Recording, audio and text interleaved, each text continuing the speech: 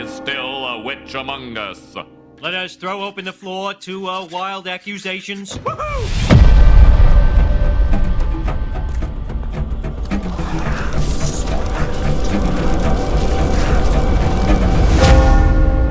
You've just been accused of being a witch. Now, you've got two choices. Plead your innocence and be executed in a public hanging, or confess to being in a league with the devil, repent, implicate others, and you'll go free. It's a tough call, right?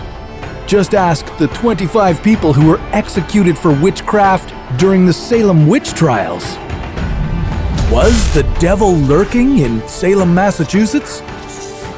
Or was all this mayhem the result of Puritan minds? Dust off your broomstick, because today on Debunker, we're asking, what really happened during the Salem Witch Trials?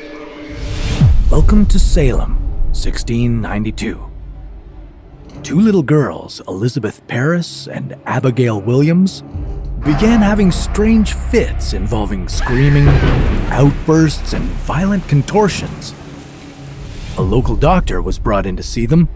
His diagnosis? They were bewitched. A month later, the girls accused 3 women of bewitching them: Paris's Caribbean slave, Tituba, and 2 other women, Sarah Good, a homeless woman, and a poor elderly lady named Sarah Osborne. All were arrested. While Good and Osborne pleaded not guilty, Tituba confessed. She stated that others in the community were witches and were working in the name of Satan against the Puritans. This opened the floodgates and would be immortalized as the Salem Witch Trials. This witch hunt resulted in more than 150 local members of the community being accused and 25 people executed for the crime of witchcraft. If they're really witches, why don't they use their powers to escape? That sounds like witch talk to me, Lisa. Never mind. Okay, so let's break this one down. First, let's look at Salem itself. In colonial America, the belief in witchcraft was so pervasive that every ordinary occurrence could be chalked up to witchcraft. Bad weather? Witches. Spoiled milk? Witches. Sore throat?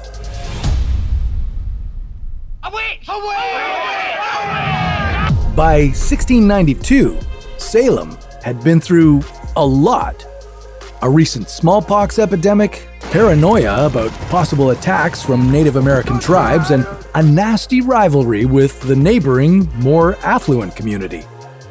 Tension in Salem was already at an all-time high, and the idea of witches in town was the straw that broke the camel's back. But how do you go from 2 little girls freaking people out to 150 people being accused of black magic? Well, have you ever heard of something called mass hysteria?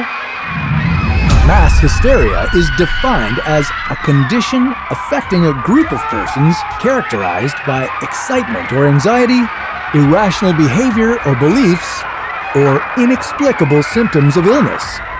Sounds familiar, doesn't it? And we've seen mass hysteria play out with different types of witch hunts throughout history. Let's jump forward about 250 years to the 1950s.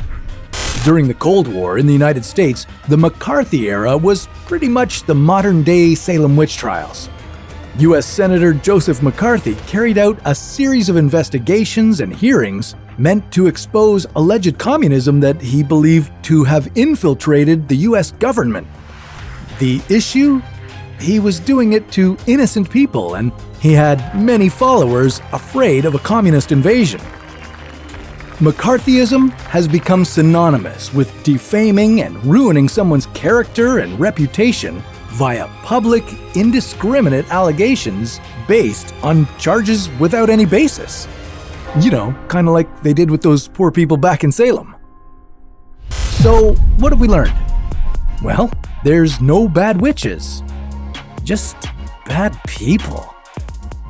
In the 1690s, crying witch was an easy, socially accepted means to take revenge on anyone you had a beef with.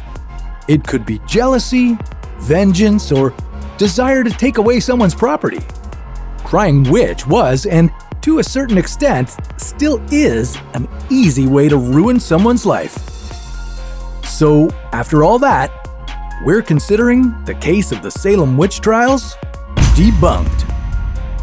What case do you want us to crack open next? Let us know in the comments below.